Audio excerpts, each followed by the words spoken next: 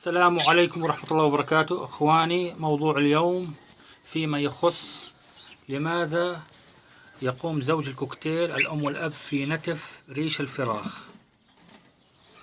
كما ترى إخواني، الفراخ منتوفة الظهر،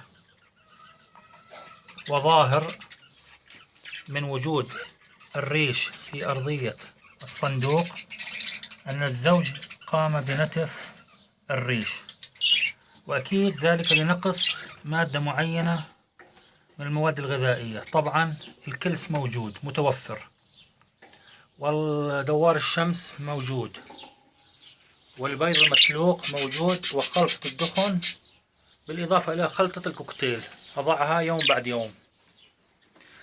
طبعا الغالب كما ترون النتف واضح، واحتمال يكون نقص أملاح معدنية كما قرأت في أكثر من بحث. السبب نقص الأملاح المعدنية.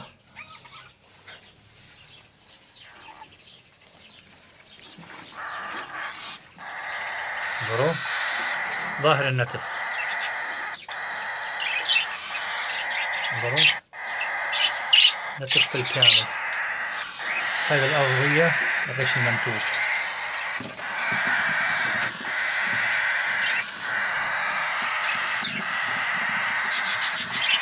هذا الفرق إخواني، كما ترون ظاهر نتف الريش والدماء.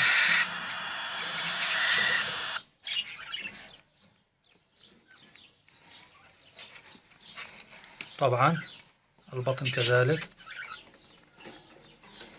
وها هو الريش منتشر في القفص.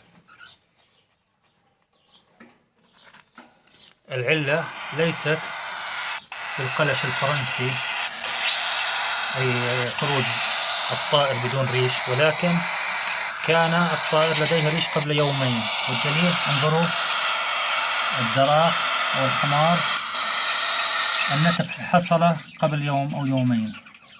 اليوم لاحظت هذه الملاحظة. ولكم جزيل الشكر إخواني على حسن المتابعة.